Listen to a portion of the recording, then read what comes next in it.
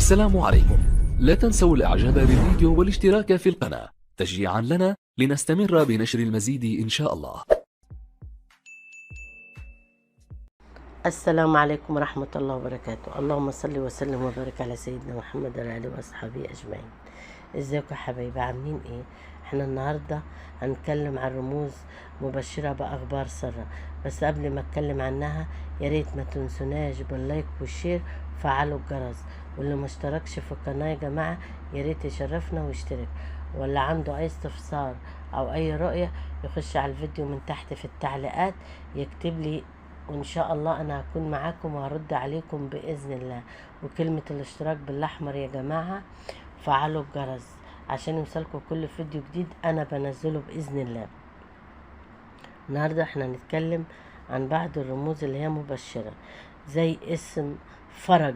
لو شفتوه في المنام ربنا هيفرجها عليكم، او لو سمعتوا حد بينادي عليه او هو اللي ماشي معاكم في المنام ان شاء الله تكوني في دقيقة وربنا هيفرجها عليكم وبشرك بالخير والفرج باذن الله. اسم سارة، لو شفتيه على التليفون او شفتيه سمعتيه في المنام او ان واحدة تعرفيها بالاسم ده ربنا يسلك الامر، او يسري ربنا يسلك امر انت مستنياه او عايزاه، زي خطوبة او زواج، او لو الست مطلقة النفقة بتاعتها او زواج لها تاني ربنا يسر لها الامر في حاجة تانية هي بتستناها وتتمناها، نجاح طلب ربنا يسر له الامر فيه باذن الله. ست متزوجة رزق وتيسير امور لها ربنا هييسر لها الامر باذن الله يا جماعة.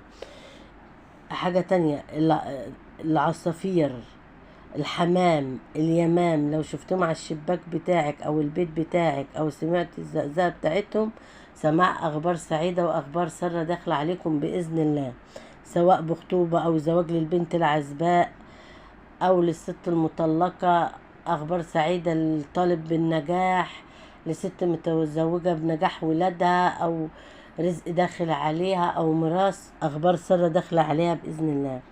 الشوكولاتة يا جماعة، رقة الشوكولاتة دل على المناسبات، دل على الخطوبة، دل على الزواج، دل على النجاح، دل على الحج، دل على عمرة، لان لما بنروح نسلم على حد جاي من عمرة او الحج نودي شوكولاتة، رايحين نتقدم العروسة نخطبها بنودي شوكولاتة، بنودي جاتوه، فده دليل على المناسبات باذن الله.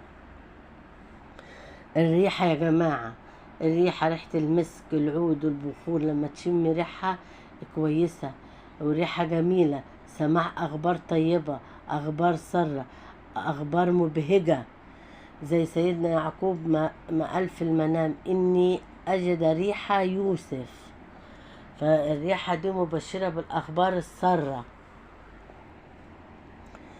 اسم اسم سعيد، سعادة، سعدية، دلل على امر سعيد هتفرحي بيه، قدوم اخبار سعيدة، اخبار حاجات هتفرحك باذن الله، ويا رب يا رب يجعل ايامنا كلها سعد وهنا باذن الله.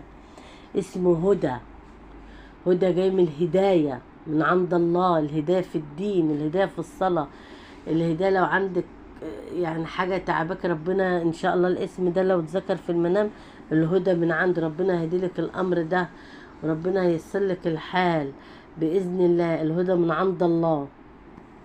فدي كل الاسماء وكل الرموز المبشرة بالخير يا جماعة، والله اعلى واعلم. يا ريت ما تنسوناش باللايك والشير، فعلوا الجرس.